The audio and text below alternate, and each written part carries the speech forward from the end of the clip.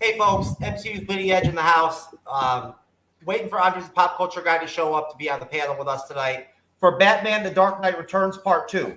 Our breakdown and recap here on the MCU'S Bleeding Edge. I'm Jeff S, aka TrueKnowledge, co-host and creator of the MCU'S Bleeding Edge. With me on the panel tonight, Aston's back.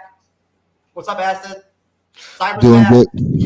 What's up, Cyber? Coming off a great week moderating. Andres will be here eventually. In the meantime, folks, the best way to support us, as always, if you do want to support the MCU'S Bleeding Edge, is simply to like, subscribe, follow, all that good stuff. Turn on notifications on YouTube so that you can actually know when we put new content out, when we live stream, yada, yada, et cetera, et cetera. So, Batman: The Dark Knight Returns Part 2. A lot of bold lights, but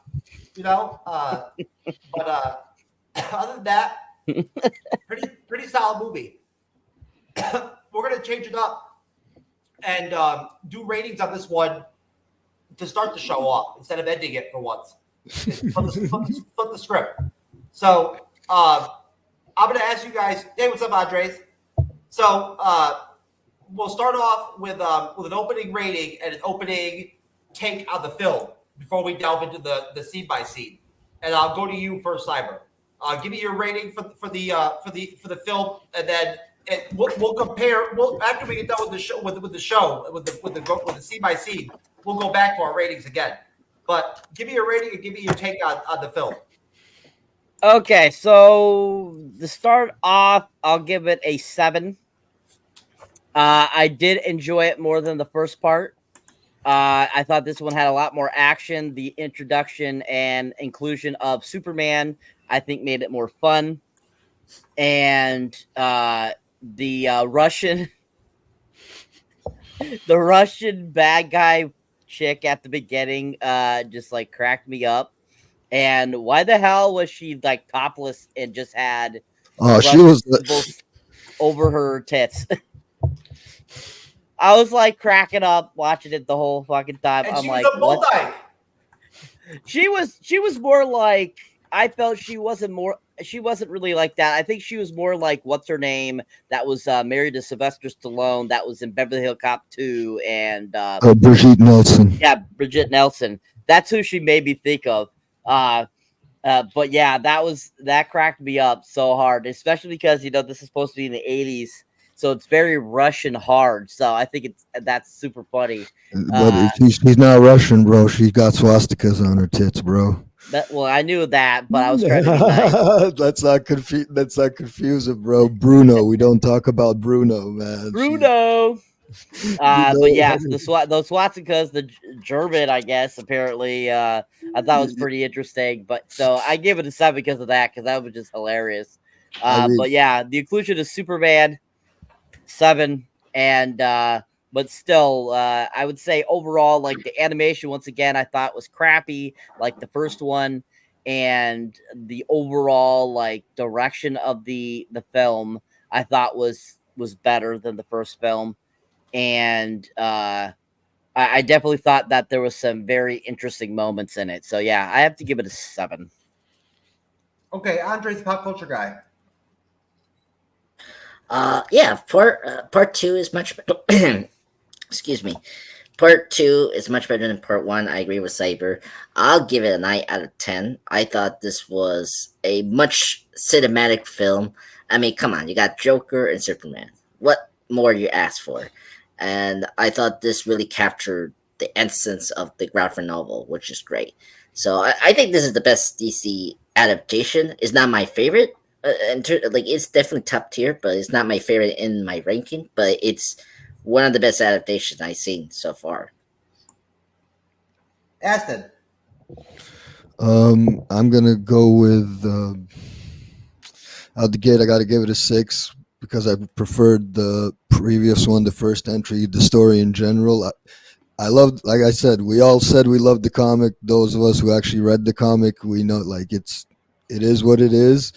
Don't mean I gotta like the story. You get what I mean? I respect it. I love it because I grew up with it. But Yeah, I got to give it a 6. As it opened up with bull dykes and whatnot, but me being a Croatian and stuff, we winning medals at the Olympics. I know, like, y'all don't care about that shit because you win a lot, like, just because you play basketball and shit and run fast. But shout out to Sandra Perkovic and everybody who came home. Braća Sinkovic, man. Can't have a Croatian on a stream and not shout out the Olympians, man. I know we all nerds here, but it's a big thing, man. Big thing, man. 6. That's it. Okay. I'm going to give it a 7.25 and just hit on the animation. Like Cyber said, is pretty not terrible, but it's also not like anything to like remark on at all. There's nothing about it that stands out to anybody. I think that as we go through the review, nobody's going to point out during the review, oh, this shot was shot really well, or like, you know, like this scenery background looked really great, or something like that, because it doesn't look like that. It's not that kind of film. Yeah. Like maybe some of the other DC animated films have that vibe. So and then also yeah, Superman breathed life into it, but they could have made this movie into one movie. Like the runtime on this was only like an hour and like change. You know what I'm saying? Like literally, they could have made this into one movie. It didn't even have to be into 2 parts. I don't even know why they did it like that, but like I would have liked it better in one movie. I think, to be honest with you, they could have cut out some of the fat and just did it in one film. And I think that would have been more digestible for me. I would like to see a Superman in the movie, like, you know, like that. He was a good piece. Anytime you add Superman, that's always good. So basically, in late 1986, feigning remorse for his past, Joker convinces the doctor asshole Wolper, who considering the first as his favorite patient, to take him on a talk show and tell his story and make plans for his escape with Abner, an old henchman who supplies him with mind-controlling lipstick. Meanwhile, Clark Kent, a.k.a. Superman, who works as a government operative in exchange for being allowed to covertly help people, is asked by President Ronald Reagan to end Batman's vigilantism. Framing these events is a growing hostility between the U.S. and the Soviet Union over possession of the island of Corto Maltese. As Batman's continued presence humiliates the national authorities, Commissioner Yindel orders Batman's arrest, and Clark warns Bruce that the government will not tolerate him much longer. So I'll stop there. During that part of the movie is when we see Bruno, I believe, and yeah, it is. I'll tell you what I put in about Bruno in my notes. I had it as Bruno's guys talking the mutant gibberish. Slicer, Dicer, Dyson, oh shit. Bruno is a bull dyke. What a shot. Swats is on titties. Really? The Batman is there with Robin. That's what I wrote down. There you go. So, what are your thoughts, Andre's pop culture guy, on that part of the movie? I mean, as I said from last part 1, we got teases of the Joker like getting wake up from his like catonic state, and so it was really cool to see the Joker full force. By the way, I really like the voice actor that plays that voiced the Joker, Michael Everson. Someone correct me. The famed person from Persons of Interest. Like he was a good voice for the Joker. I mean, very different. I get it. Michael Emerson. Michael Emerson. Michael Emerson. Thank you. So Michael Emerson, I thought he did a really good job of voicing the Joker here. You know, it's very different from the Jokers we heard, you know, from Jack, Keith, and Mark. You know, I thought he had a very unique kind of voice for the Joker, especially in the entrance scenes. But I really enjoyed that. And then I really dug, you know, this like opening scene with, you know, Batman doing like a, you know, like doing detective work and stopping this crime that happening with these like Joker henchmen trying to get like I guess laughing gas, and then all of a sudden Superman arrives in that scene. So that was really cool. So yeah, I think the opening sequence just gets you right into part 2, which I really appreciate. You know, like no setup or no, you know, because like, you know, again, you read the book, it's just how it is, and I appreciate that. This film is the 16th film of the DC Universe animated original movies. And I also want to mention that there's also the scene where you see Superman take out that train. Aston, your thoughts?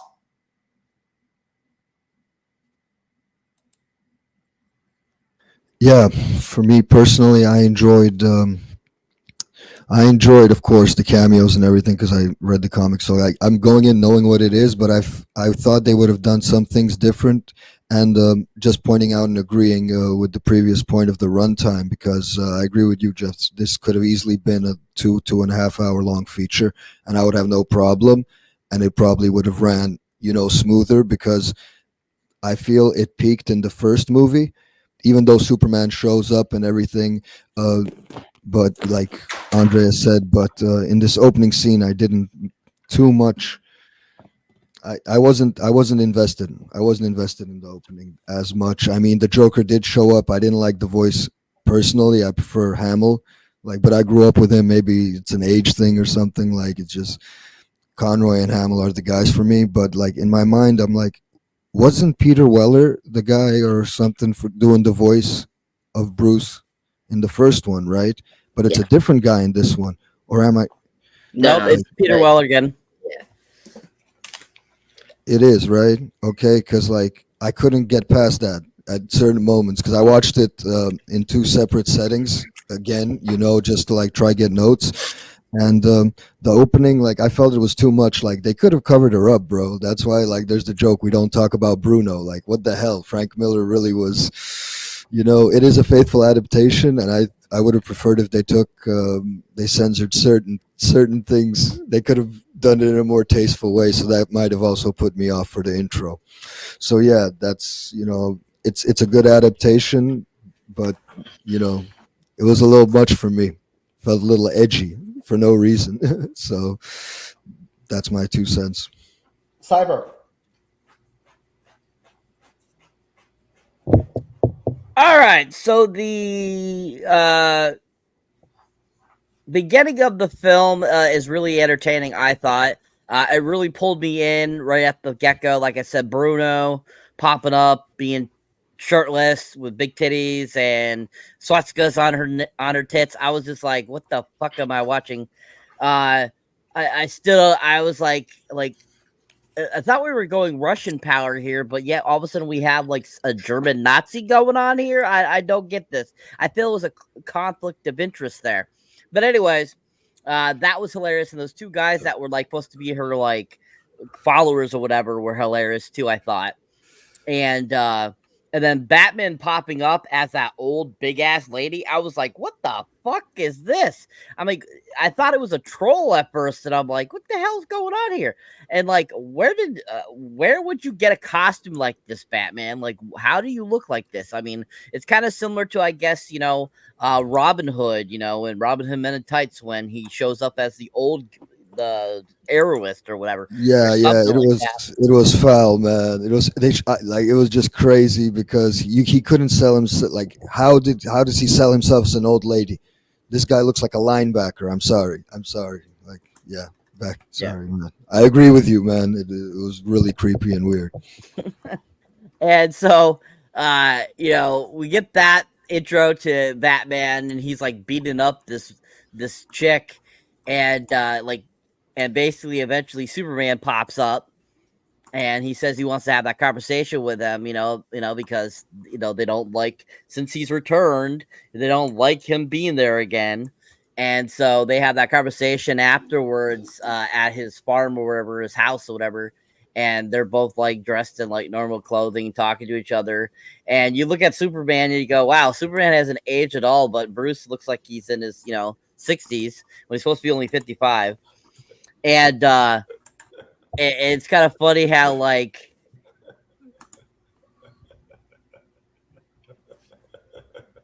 I would too. So basically we have that conversation, which was kind of like interesting. I thought, like I said, introducing Superman into the film was fun. I like that aspect. We got the introduction to the new commissioner, who that definitely was a not a good replacement because she is psycho, I think. And And so that was interesting, and how Gordon was like, yeah, I think I can't really say much here because I would mess up what she's really like. And that to me was saying like Gordon's like, I don't agree with this person taking over for me. She's not the right person, but I gotta say this anyways, type of deal. And you know, just very, very interesting how they played it out. I thought it was kind of interesting. And I mean, pretty much leading up to your end point. I mean, this whole beginning portion was kind of interesting. Like I said, there was some really great action in it. I thought there was some very interesting characters. This new Robin character being this chick still cracks me up too at the same time because she looks like the weirdest nerd ever. And like, how would that person be really great at being a Robin? I have no idea, but I get it that it's a part of the graphic novel. And so I just like that whole section. I think is kind of interesting and very exciting. It has some great action moments. Overall, an okay beginning. Okay, so Joker makes his talk show appearance on David Endocrin's show as Batman fights with the GCPD on the studio roof. While they fight on television broadcasting, Joker kills Dr. Wolper after the latter insulted Batman's psychology. Gasses everyone in the studio to death, including Endocrine, and escapes. Those really weird robotic twins show up flying around and shit and everything during the scene. It's really, really intense. I don't know what their whole deal is. He finds Selena Kyle and uses one of her escorts and his lipstick to take control of a congressional representative who calls for nuclear strike on the Soviets before falling to his death. Batman's investigation leads him to Selena, whom he finds bound and dressed like Wonder Woman. Kelly notices cotton candy on the floor, and Batman deduces that Joker is at the fairgrounds. There, Kelly accidentally kills Abner while Batman pursues the Joker, who indiscriminately guns down dozens of people. As Batman corners a wounded and partially blinded Joker, he admits to feeling responsible for every murder Joker has committed and intends to kill him. In the ensuing fight, Joker stabs Batman repeatedly after shooting him, and Batman partially breaks Joker's neck in front of witnesses, rendering him a quadriplegic. Joker tells Batman he will be branded a criminal for killing him, then commits suicide by completely breaking his own neck. The GCPD arrives, and Batman, bleeding profusely, fights his way to Kelly and escapes. This Batman can take some punishment, dude. I'll tell you what. So I'm going to flip it around this time on the panel and go the other way around. So, Cyber, you start.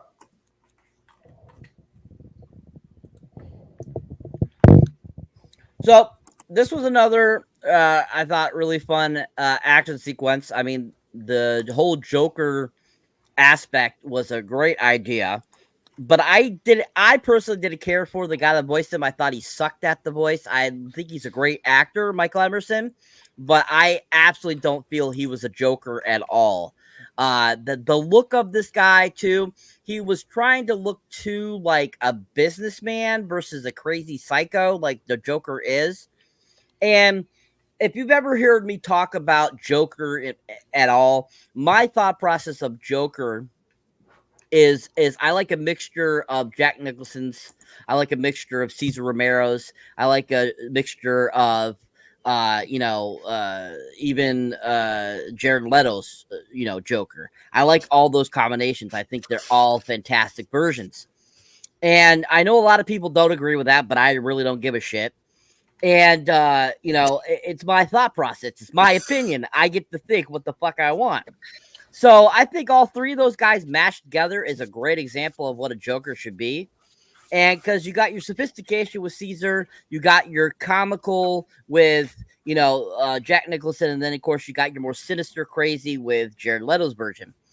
And, I thought that would be a good combination. And this guy just did not fix that at all. I mean, besides having the somewhat green hair and having the, put the lipstick on, which to me was just the fucking stupidest fucking thing I've ever seen. Fruity as hell. Fruity as hell. And, you know, it just was not the Joker. I'm sorry, that's not the Joker. So I was not super impressed with the Joker at all, even though I love the character and I like the thought process of him being this like mass murderer and stuff like that. So I thought that was great. You know, him going on, killing his doctor in that sequence, killing all those people. And then he has the toy maker, I believe. It's supposed to be the toy maker, I'm assuming, that is helping there with those two robot children.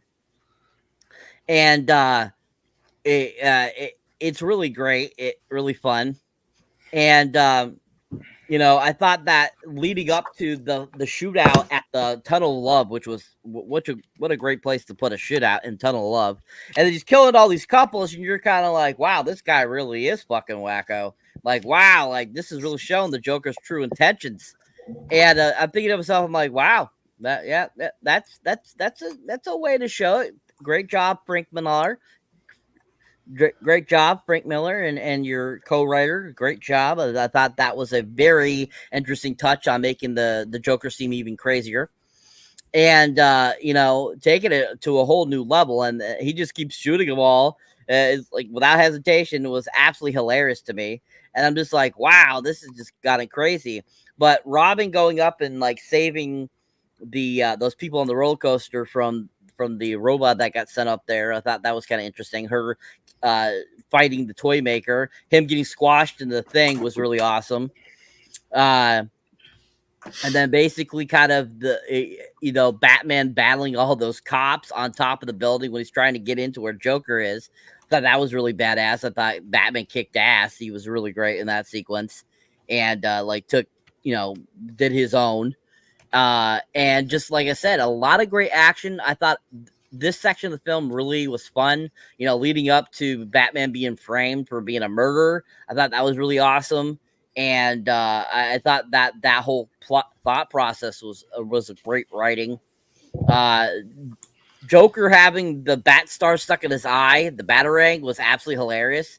I was like thinking to myself, that thing is like about this long.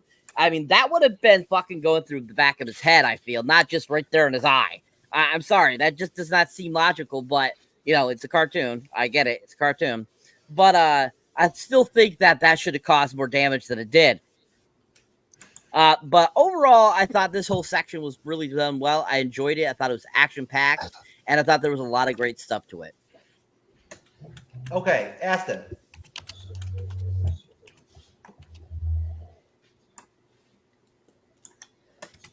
Aston. Yep. It's your turn. Sorry, zoned out for a sec. I got activity out here, so I got thrown off. Yeah, for me, I would have to piggyback off. America is a nation that can be defined in a single word. I was going to excuse me.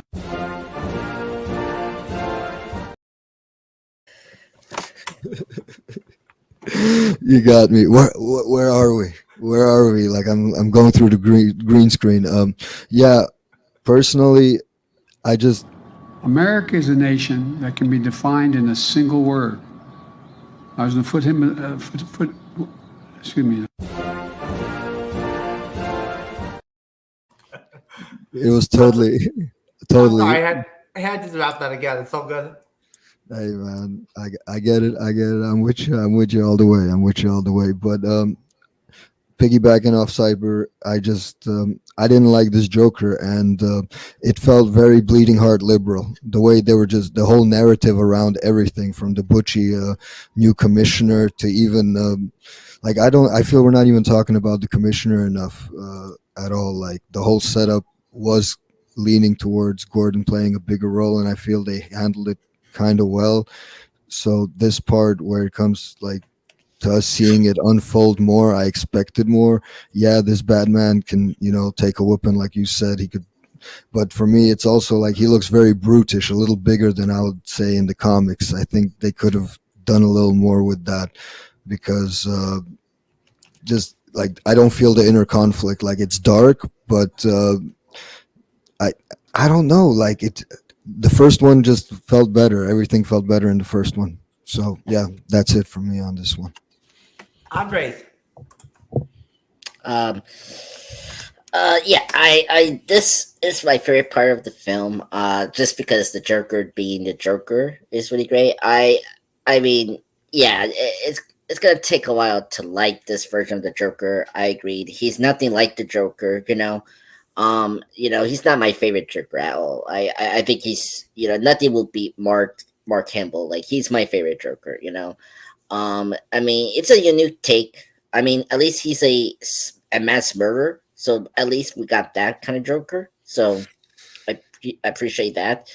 Um, I mean, I thought it was just crazy to see the deaths of people. Like, at least I appreciate we used the Joker gas and all that. I was very surprised that we got Catwoman here. Like, I totally forgot that Catwoman wasn't in the story, and so I was like, oh, that's kind of cool. Um, yeah, so I thought it was really great, and that, yeah, I agree with everyone that the commissioner, that new commissioner, is kind of like very annoying. It's like, oh, come on, like, the Batman is a hero. It's just because in this universe they're doing the Watchmen thing where all, like, except for Superman, all, like, superheroes are outlawed. So, like, that's like, Green Arrow, like, Wonder Woman is not here, like, it's because they all outlaw except for Superman, because Superman is working with the government, just like Dr. Manhattan. So, like, that made a lot of sense. I was like, oh, come on. So it was very annoying to have this, like, commissioner lady, and it's like, and Commissioner Gordon, I agree with Saber, like, Commissioner Gordon, like non subtly tell her, like, Batman is your only hope. Like, despite my time as commissioner, Batman has helped a lot to keep Gotham safe, and that's how I knew it. And so it's kind of crazy. She never understood what was Gordon trying to teach her, and that was just, like, so annoying. Anyway, um, I, the Cardinal attack was spectacular. That's such a great setting. Um, it's just perfect for Batman Joker, like, versus, in a Cardinal of all things. It's great. I mean, uh, yeah, I thought it was just, like, so cinematic, and of course the Joker getting killed, like, breaking his neck, is like, wow, very crazy. And that the whole love tunnel thing is, like, just adds another bonus to that scene. One thing I do appreciate before Killing Joke happened, I appreciate that this story did kind of show the Batman Joker relationship. Like, it's almost like a bromance, basically, like this deep, sick, like, psychological bromance between two men. Like, Frank Miller did that first, and I really appreciate how they did it here, and in such a weird and bizarre way, which is crazy. And I think that this movie did a really good job of adapting to that. I like Kelly as Robin. I thought she's a good addition. She's not, she's not all, I mean, hey, she's a redhead. I mean, at least that's a good thing. She's a redhead. So, the toy maker is so creepy. Like, I'm surprised you guys ever talked about his death. Like, that was so brutal. Like, he got stuck in that, like, wire, and it was like, and blood. I was like, whoa, that was, like, crazy. And his two creations, those, like, two dolls, like, kids, like, even creepier. So, just wrap me up. I think this was a great section for the Joker. I wish we had more of the Joker in the plot. I kind of wish, but at the same time, we got Superman, so that's a good thing. But yeah, so overall, I really like this match. Okay. So, moving forward, Superman deflects a Soviet nuclear missile, but is hit with the blast and badly injured, and he becomes like zombie Superman and shit, which was pretty intense. I wasn't sure where they were going with that exactly, but we got, like, zombie-looking Superman there for a minute. It was pretty intense. And the detonation creates an electromagnetic pulse that wipes out all electro equipment in the United States and causes a nuclear winter. As Gotham descends into chaos, Batman, Kelly, and Gordon rally the sons of the Batman, the escaped remnants of the mutants, and the citizens of Gotham to restore order. Yindel, the commissioner, accepts that Batman has become too powerful to take down. She says, like, he's too big. You know, like, don't bother or something like that. And while the rest of America is powerless and overrun with crime, Gotham becomes the safest city in the country, embarrassing the president's administration. Frustrated they couldn't bring stability, Superman and troops are sent to finally stop Batman. Batman and Superman agree to meet in Crime Alley. And I'll stop there. So, Aston, your thoughts on that passage of the film? I feel this is actually handled well because it is the culmination of what if the Cold War really goes to the next step. So you have someone like Superman get taken out, and that zombie thing is, when that happened, that also got me. I'm like, hold up, what? Even though I read it, it still takes you out every time because you're so used to him.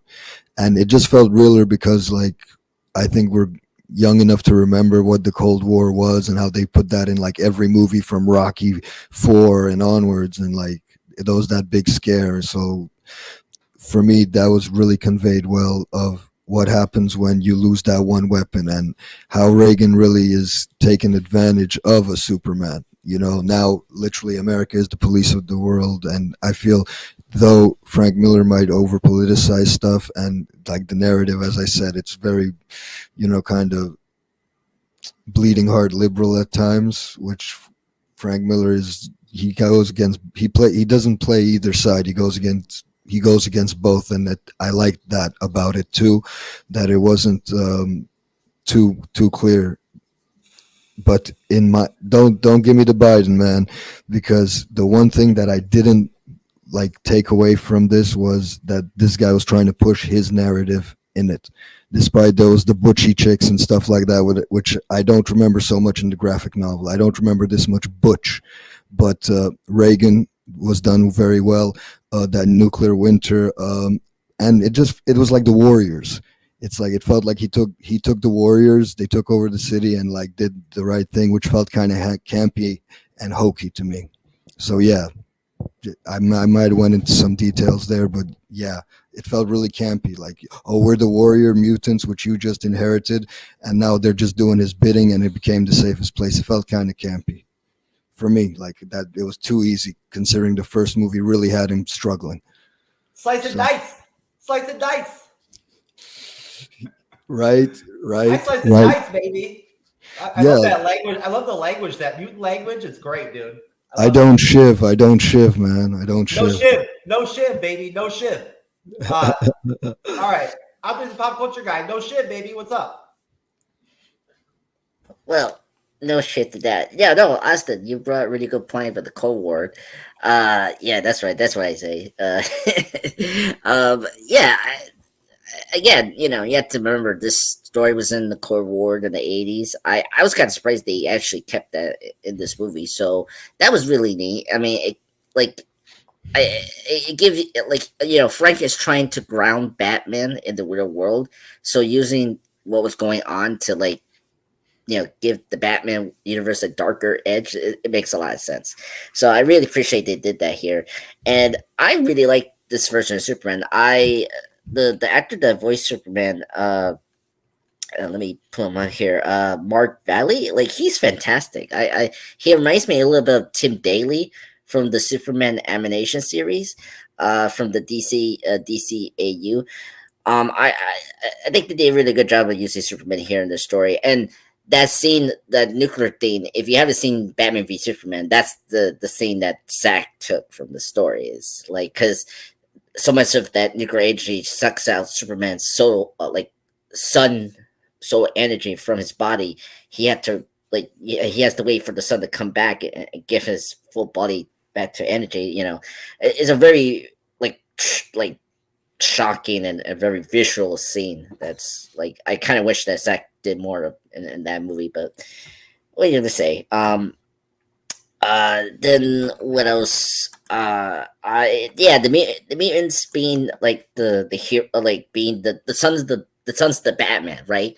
The son of Batman is a really cool concept. I really like how they have the Batman symbol in their face. It's like kind of weird, and I agree with everyone. The language is so funny. I like those two guys. They're like like almost like Butthead and Beaver, and it's like, hey man, Batman's is cool. He's gonna beat the mutant leader, from part one. So it was really great to see them. Yeah, Beavis and Butthead. Yeah, Yeah. they were a recurring thing. Yeah, it Yeah. did feel like that. Like you were spot Yeah. on with that one for real, man. Yeah, it's so funny. Their name was Rob or Rob and Non or something like that. It's like, oh my god, they remind me of Butthead the Beavers. Sorry, folks. Batman no shit. Batman no shit, baby. So great. The humor in this part two is really great. I don't know how you guys not like this movie. I love the humor here, and those two characters are the best. So yeah, that's what I had to say. I like the sequence. You get a little bit of political sequence. Again, if you've seen RoboCop, it's like we're getting that, like this very satirical like commentary on the Cold War and all that. That's really fun. And it's funny enough, Frank Miller writes the next RoboCop sequels if you care about that. But yeah, I really dug the sequence. Cyber.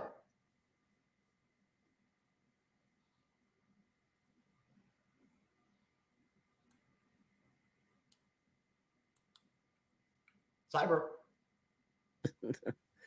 Okay. I'm sorry. What endpoint did we go to, sir? When Batman and Superman agreed to meet in Crime Alley. Okay. So this section of the film, it's pretty much the story, kind of getting you ready kind of for the climactic end of the film. And this part probably was my least favorite of the film. I just felt it was kind of just exposition. It could have been cut out, like you were talking about earlier, cutting the fat from the film. And I think that we could have had just a small segment saying, oh, so we're going to go from point A to point B.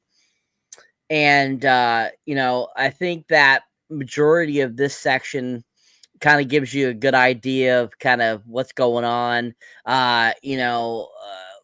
with the world at the time, especially because, as Aston had mentioned before, how this is very much during the time of, the Iron Curtain and stuff like that, Russian this, Russian that. And so it definitely was very much, about nuclear war and stuff like that. So the whole scene with Superman, taking that nuke and pushing it up to where he does, and he's like basically affected by it, which I kind of cracked up at it, for a second, because I'm like, why all of a sudden are we showing Superman all shriveled up from a nuclear bomb when basically kind of a nuclear bomb is almost like the sun to an extent? So I'm like thinking to myself, like, it really should affect him if nothing really affects him. So I was kind of like, okay, we're going a different direction. I see here. And I was kind of like, oh, that's interesting, having him shrivel up. And then, after the kind of the smoke mushroom is starting to kind of dissipate a little bit, he comes down, we see him, and he touches the flower, and all of a sudden he starts to turn back into normal. And I was kind of cracking up going, okay, that's interesting. And him kind of being kind of somewhat weakened from it after that because it's a nuclear bomb, I thought was kind of interesting little take too as well. And visually, like we talked about before, the animation in this film, it just isn't very, I thought, very entertaining or very good looking. It was very I don't know how to explain it. It's more of like just it's like they gave the concept to an artist and said, please draw this. And what they gave them was like half-assed attempt is kind of what it looks like to me. So the animation just isn't the greatest, I feel, in either film. But at the same time, I think I've seen a lot better animated films within the DCU, universe of the 16 films we've watched. I've seen better animation. So I just thought it was like they took the thought process of Batman the animated series and tried to like make it look different, and when it really wasn't. So I definitely thought that it could have had better animation throughout this sequence as well, especially when they drew Superman looking like he's a shriveled old man from the nuclear explosion. That was just kind of, I was looking at it going, that just looks weird. It looks more like one of those really old like monks that hasn't like talked in like 3 years or something like that. They've taken this vow of silence and they're very malnutritioned. That's what he kind of looked like to me. So I was kind of like cracking up, like thinking like that's kind of looks like what it looks like to me. And so as we go on, to the end point of where you stopped, it just basically very basic, I felt. And I thought overall it was okay. Superman, remorseful for disregarding Batman throughout the years, asked him not to go through with the fight. Wearing a powerful exo-frame and backed by Kelly and now amputated former superhero Oliver Queen, Batman fights Superman, using various tactics to make the fight even and banking on Superman feeling the after effects of the nuclear missile explosion and lack of sunlight. When Superman gains the advantage, Queen hits him with an arrow made with synthetic kryptonite, severely weakening him. Batman brutally beats Superman, claiming that he intentionally made the kryptonite weak, and tells Superman never to forget that Batman could have killed him whenever he wanted. Batman then apparently dies of a heart attack, while Wayne Manor self-destructs, and Alfred dies of a stroke. Superman holds Batman's body and angrily orders the soldiers to stand down. Stop there. And Andres, you start. All right. So the battle of Superman and Batman, I don't care what you guys think. I think this is spectacular. Much better than Batman v Superman, Dawn of Superiority, Dawn of Suck You, Dawn of Fuck You. This was spectacular. And because the animation here just gave it much more spectacular. No offense, Batman v Superman. I just think this fight was much better.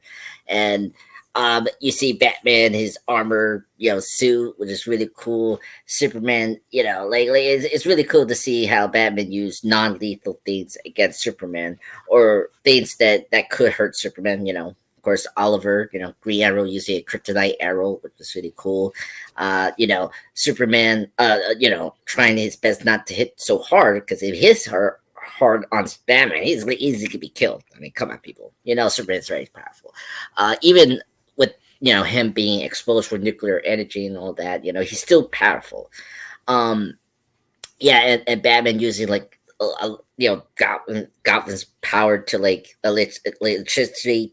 Superman is really cool. And then also, during this time, you see Kelly running the big tank Batmobile. It's really neat. It's very action-packed. It's very funny when the soldiers come up, and then the truck, the tank starts starting up again, by Kelly, which is really cool. It's really cool to see that in action. And then, of course, one of the coolest scenes I never thought to see was seeing Superman do the Hulk thing. I don't know what he did. He grabbed the two cars or something, in box. Yeah, that was so cool. Boxing gloves. That's what I was gonna say. It was so awesome. I never saw that in any superhero thing besides the Incredible Hulk. I just mentioned. That was really cool to see that with Superman and using that against Batman. That was awesome. And obviously, if you've seen the what is it? The famous line of Batman saying, "I want you to remember who beat you."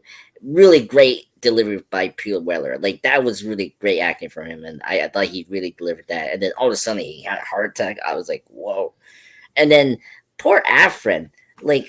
I come on, the MVP of this movie is Afrin. Afrin has to he has to be so patient and so terrible with this Bruce Wayne. And he was looking at the photographs before the destruction of Wayne Manor, and then he dies. I was like, what the hell? So R.I.P. Dark Knight Returns, Afrin. You're the best.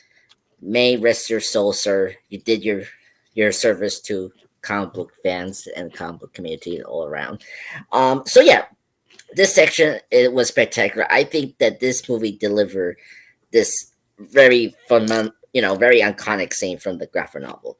So I'm very curious what you guys think of this. And despite the animation not being on par with the other like DC animated movies, like you cannot admit that this part was really great action sequence, like really cool moments that they created for or adapted from the comic book. Cyber, come on down.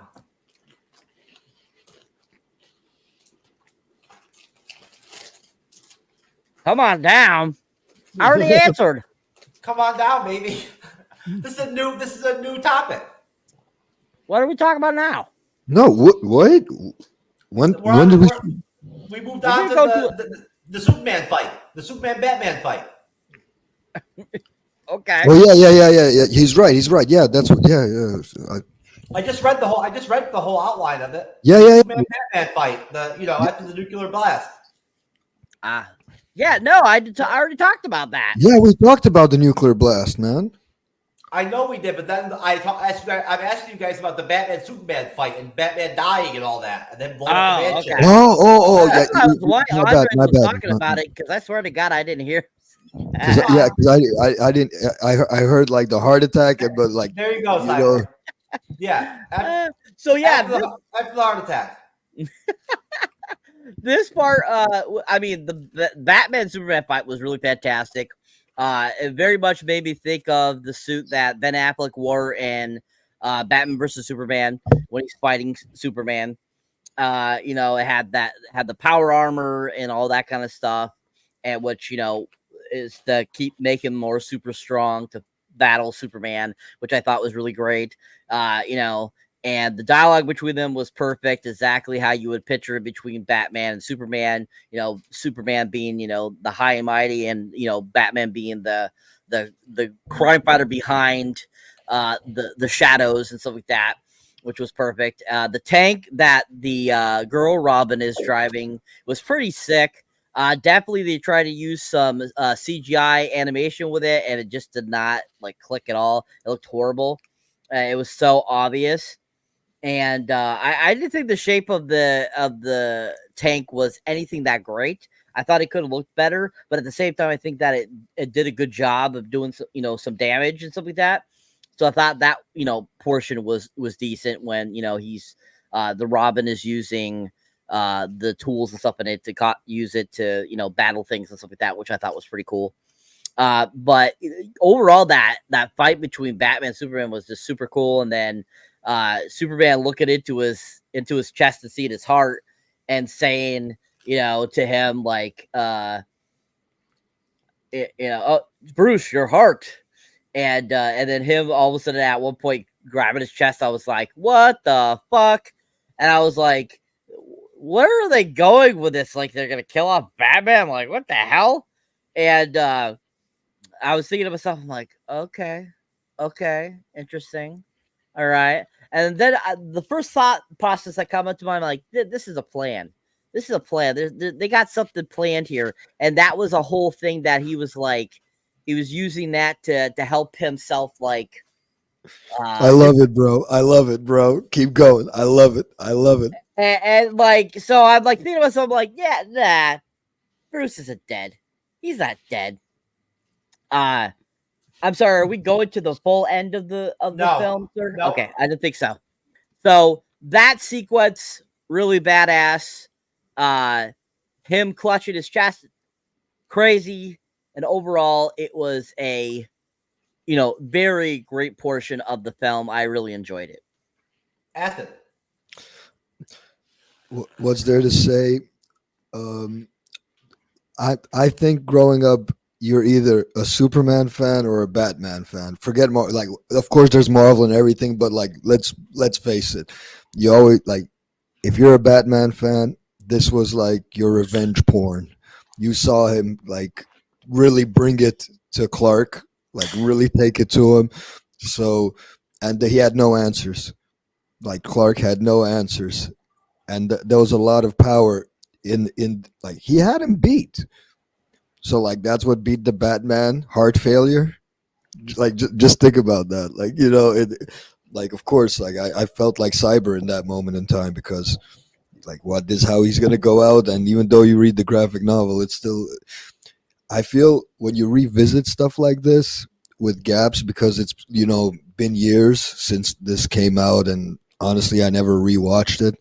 So in my head, it's like, wow, that scene did hit. It hits a little different because even though he won, like at what cost? Like he already he to bring down Superman, and then like for him to like just grab his chest like something so human and mortal it wasn't it was impactful. Like I said, I'm not the biggest fan of this flick, but there are some really good moments in there which Miller kind of made good adult stuff. So yeah, that's it from me.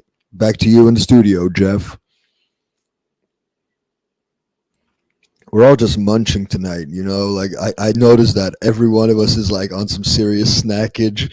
We wasn't feeling it. Even Andre, who's the Batman guy, is like, come on, man, I need a snack, man. I can't deal with this. I just ate some pasta when I came back. Ooh. So I was like, hey. In the aftermath, the world learns that Bruce was Batman. All his secrets are destroyed with the manor, and his finances disappear. As Superman leaves Wayne's funeral, he gives Kelly a knowing wink after hearing a faint heartbeat from Bruce's coffin. In a cave, Bruce is revealed to have faked his death to make preparations to continue his mission more discreetly, allied with Kelly, Queen, and his followers from the Slice and Dice Mutants and the Sons of Batman. Like Biff and Earl or whatever. Aston, you start, sir. The end of the film. Okay. Him faking his death, I felt was like, it's poetic justice. Like you're gonna be glad the same way you're glad when you flip the page and see those other panels and like, yo, he's coming back. And we're going to the end now, right? We're going to the end. I'm just asking, Jeff, or are we not? Yeah, to the end.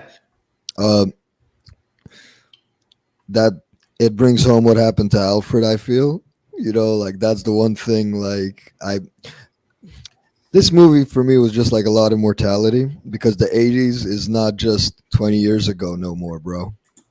It hits different, bro. Like all that stuff hits different, and yeah, he faked his death, but he's still old, man. Like he still went through all this. He's never gonna be the Batman he is, and because it's Frank Miller, you don't have that hope of like, what was his name, Terry McGinnis, who becomes Batman Beyond. Yeah. So I think it's a faithful adaptation, and if you're not I respect it. Like I said, I love it but I also can be objective about it. It's a lot to take in. It's a lot to take in because yeah, he does pull this, but Alfred's gone, man. Like you notice it because who's in the man, who's there for him, right? And Gordon, like I'm pretty sure there was that scene with Gordon, right, at the when they were all talking about her. I don't know if it was the wake or afterwards or in the press release or whatever they were doing, but yeah, like exposing Bruce Wayne as Batman. That was crazy. Like that was crazy because I think there was only one other superhero where it went down like that, and it was Spider-Man, right? If I'm correct, because I don't remember any other guy getting exposed in that way. And to me, the way the world took it was also very interesting, and like just those final scenes, those moments where it's like, were you a friend? I'd like to think so. Like, mic drop, like like boom, sort of that's that sort of like Xavier and Magneto, Eric, like it's that sort of thing, and it does pull the movie out a bit. Like it does the same way it pulls out the graphic novel because, you still didn't get me, Clark. You go back to the farm, you jackass. So yeah, I felt that part of the movie was, it was good. It wasn't one of the bad parts. It wasn't one of the dull parts. It didn't feel flat at any point. So yeah, that's me. Cyberneticshark, sir.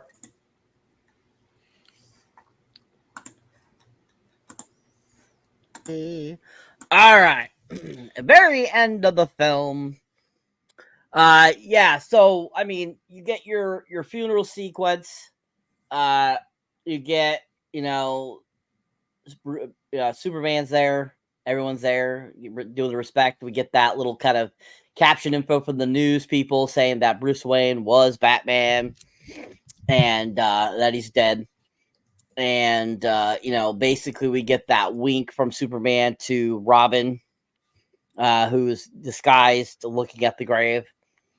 And as soon as Superman winked at her, I was like, I knew it. He was in cahoots with the whole thing. They talked about this prior, and they had made this all up to basically to solve their problems, both of them, without killing each other. And I think that that's really what that wink was about, because why else would he wink? And so I think that the conclusion is okay, nothing great, but definitely interesting. I mean, we find out that Bruce is down below and he's building a new kind of like center for him and his bat wannabes, and him basically going to be training them to go out and do his work for him from now on, because he's now dead. So he could do this in peace, basically, without anybody bothering him anymore now. And so if he sends out other people to do it, they think they're just copycats. So I think that was kind of an interesting take, an interesting thing for them to end up taking it from. And I thought it was a very interesting ending. All in all, not too shabby of an ending. Andres. Yeah, very crazy ending. I mean, come on, you know Batman's not dead. I mean, it's always this. It's like Dark Knight Rises. This is like, come on, I know Batman's not dead. It was very funny to see like Superman hearing the heartbeat, and it's like, oh, he's dead. And apparently he made a deal with Batman. Okay, I'm doing my thing. You can do your thing, but keep it quiet.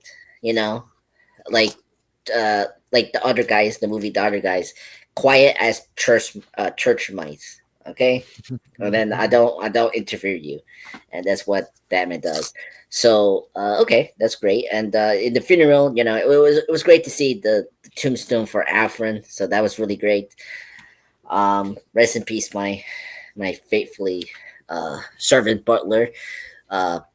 So and then we get the scene with the Sons of the Batman and then the mutants and Kelly and Green Arrow together as like a team now, going into this, I guess, new Batcave, as you see with the monitors and all that, which was really neat. It's a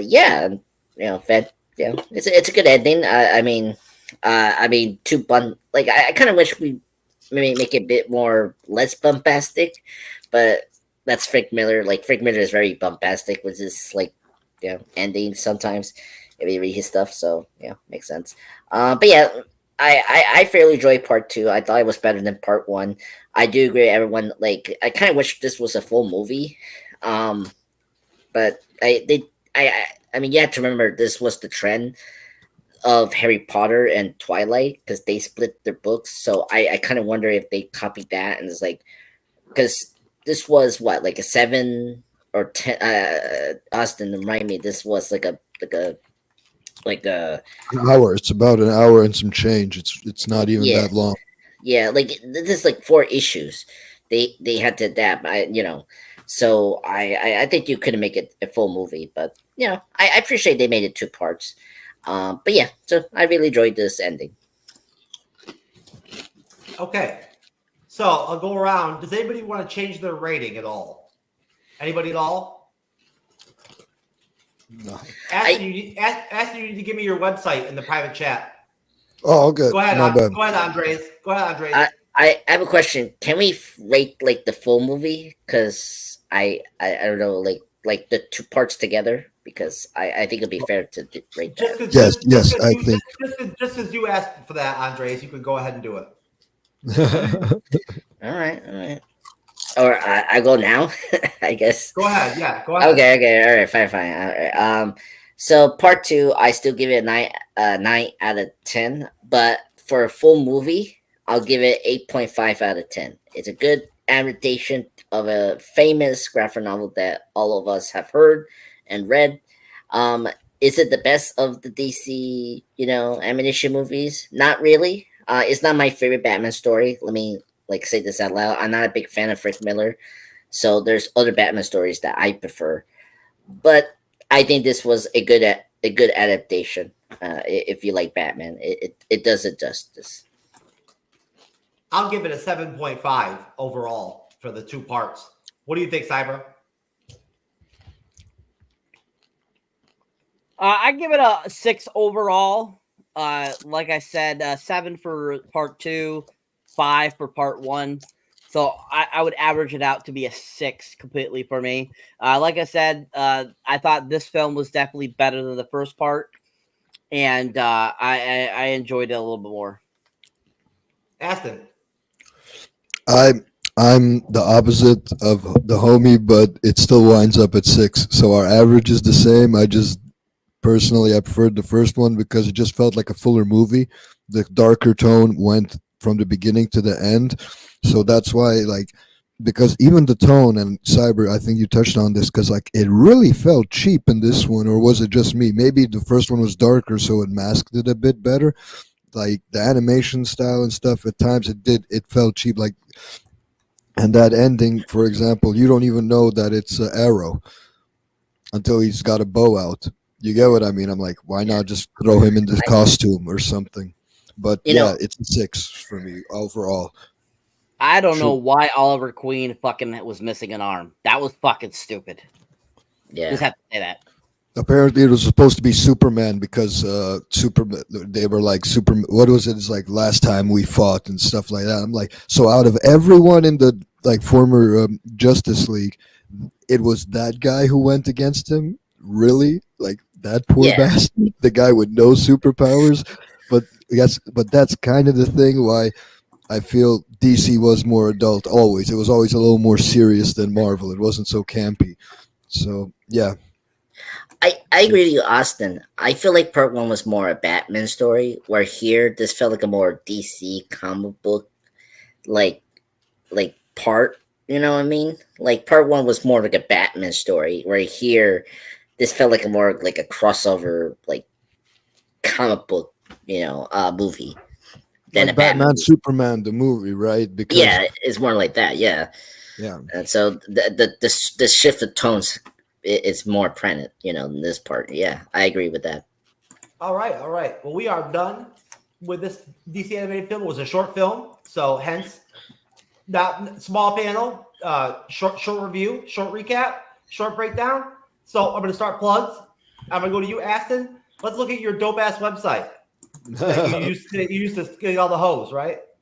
Yeah, man. Hey, it's appreciated, man. Vote for him.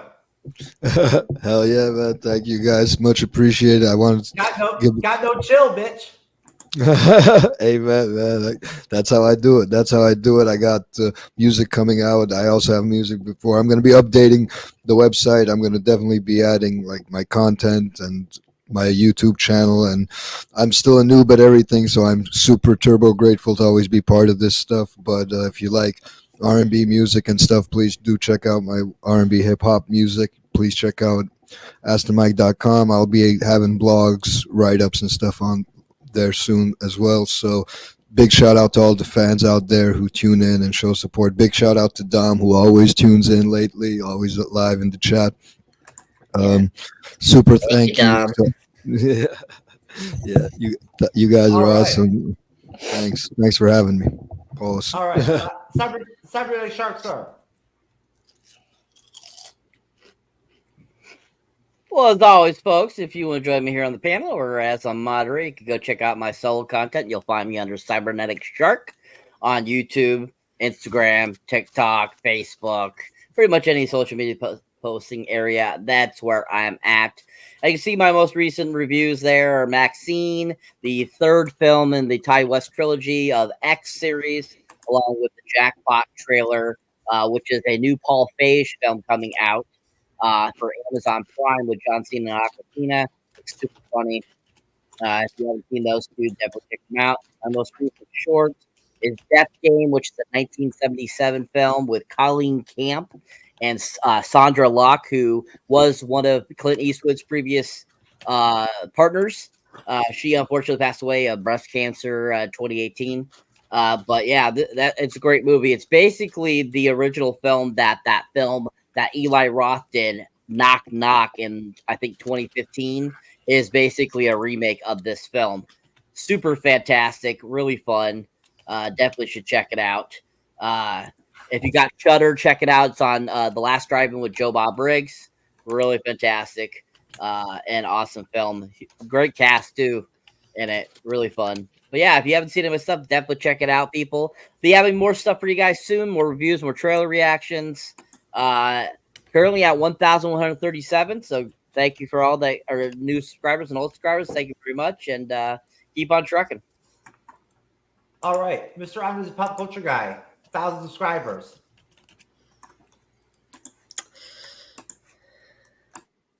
Yes. Yeah. It happened. I announced this last Tuesday or something, or last Thursday of last week, and it was so relieved. I want to say thank you, Cyber, thank you, Jeff, everyone in the MCU community for letting me into this great small friend / family. So this was really awesome to reach this mark. So please continue helping me reach more of the subscribers in the nearest future. So recently, content, I have a start of a new comic book series to read for my channel. That's Batman 89. So to pretty much a little bit of a Tim Burton appreciation, because Beetlejuice 2 is coming out soon in September, 1 month, which is crazy. So it's going to be very soon. We'll get to that. So I'm going to get putting some Beetlejuice and Batman 89 stuff in this channel. So that's great. Plus, go to live, Jeff. I have set up already the next live stream review. It's going to be Guardians of the Galaxy for its 10th anniversary. So hopefully Jeff, me, and hopefully Cyber can join this Sunday, August 11th, on around 9 p.m. Eastern, 9:45. We'll start around 9 ish. So yeah. And then the second live stream in 2 weeks is going to be Batman 89. I make that official.